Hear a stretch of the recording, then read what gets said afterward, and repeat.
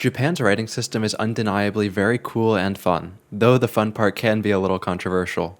The amount of history and complexity make it really interesting to learn about, at least from a distance.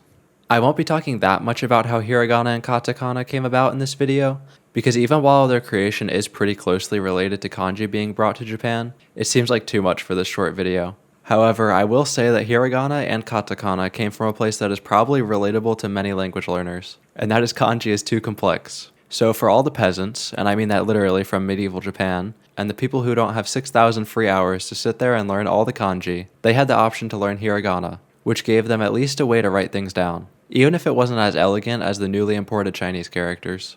And thinking about it as a future person, it would be really strange if Japanese didn't make Hiragana or Katakana. Japanese writing might have just ended up looking like a slightly different version of Chinese. Now that I've gotten that part out of the way though, where did it start? You probably already know kanji or hanzi comes from China, and I'm actually certain you know where it comes from because I've said it 2 times in the minute since this video started. But a little bit more complicated than where is when.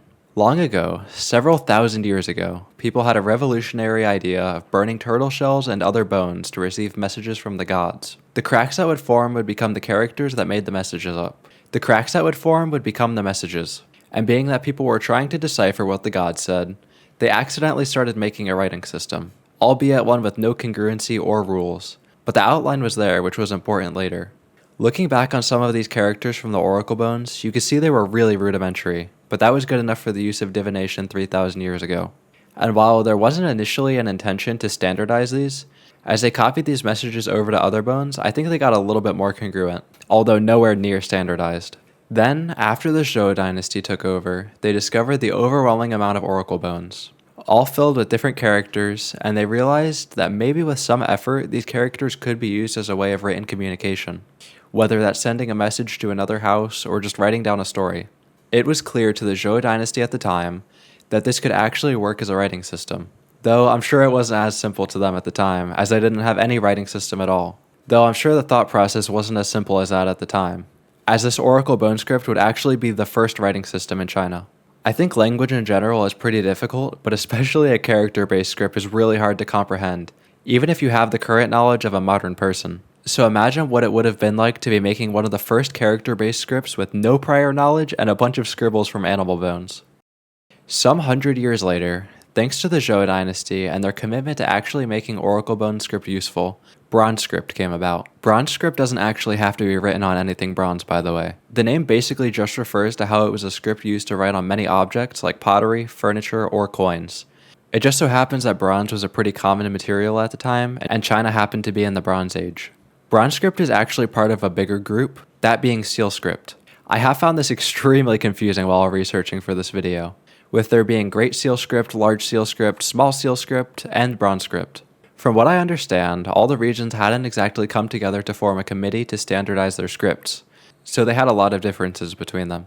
Large Seal script is the all-encompassing term for these, which also included the later forms of Bronze script and the Great Seal scripts. Even though it makes it really confusing, the good part about having a ton of different people with a ton of different ideas is that you get a ton of different ideas. Because of that, a lot of new characters were made, and a lot of new ideas had been imagined in this time period. If only there was a way to standardize all these. So around 200 BC, maybe a little bit before that, the Qin dynasty, who had united the country, would soon make an effort to unite the writing system as well. If you look at the script from before this, it's reminiscent of modern Hanzi and Kanji. However, it's missing something really important: the standard radicals. What the Qin dynasty was doing would make it so the characters weren't so random, but would actually be a lot easier to write, remember, and keep standardized. The keeping standard part being especially important now because they were using small seal script for official government business like paperwork and letters. Chinese writing did keep evolving past this, but I don't think it's really that important for the sake of talking about kanji. So now that there had been over 2,000 years worth of Chinese writing history, Japan finally got their chance to have a writing system. From everything I've seen, it came down through the Korean peninsula from China, and ended up in Japan. Now, why is Japanese writing so different from Chinese writing? Well, Japan obviously wasn't just going to start learning Chinese so that they could write. Okay, they did a little bit, but not for long. So instead, Hanzi was adapted to Japanese. Originally, the Chinese characters were used as a phonetic tool, just allowing people to get their speech on paper. The meanings of the characters were secondary to the readings. For instance, if you wanted to write wall, you could write kabe. This was pronounced as the Japanese word for wall, but a Chinese person at the time would probably be very confused as to why add and double were being used to mean wall. Here's a chart that I found, which I think is pretty cool. The characters were later simplified to the modern version of hiragana. I would assume for one, to be written easier and quicker, and also to not be confused with kanji, where the characters actually have meanings. Speaking of kanji, while hiragana developed, kanji was also developing. The meanings and reading of Chinese words were being combined with meanings and readings of Japanese words, leading to things having the same characters but read differently, or having the same meanings and readings, or having different meanings and the same readings. This use of Chinese is actually where onyomi and kunyomi come from. I wonder if Japanese writing would have been less confusing if it was completely homemade. So yeah, Japanese now has a massive writing system, with 3 scripts and an acceptable amount of standardization. Well, it was only acceptable for some time, I suppose. After World War II, there was major reforms for written Japanese called the Shinji-Tai reforms. Similar to the simplification of Chinese characters, Japan also made some cuts to complex kanji. Like these, the amount of extra lines they were able to remove while keeping the language intact is actually amazing. And it makes me wonder why it took so long to do this in the first place. China actually did their simplification around 10 years after Japan, which I never knew until making this video.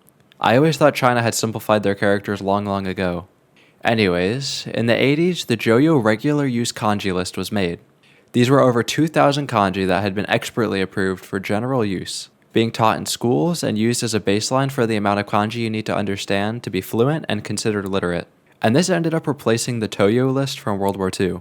The Joyo list being created was really the last reform that happened, though it was updated in 2010, which makes it the most recent official kanji update, as of my knowledge. I hope you learned something from this video though. It was very confusing to make, as well as put so much information into such a short video. And I probably did get some things wrong, so in the case that I did, and you know what I did get wrong, do please tell me. Thanks for watching though. If you did enjoy, please do like and subscribe. Thank you, bye bye.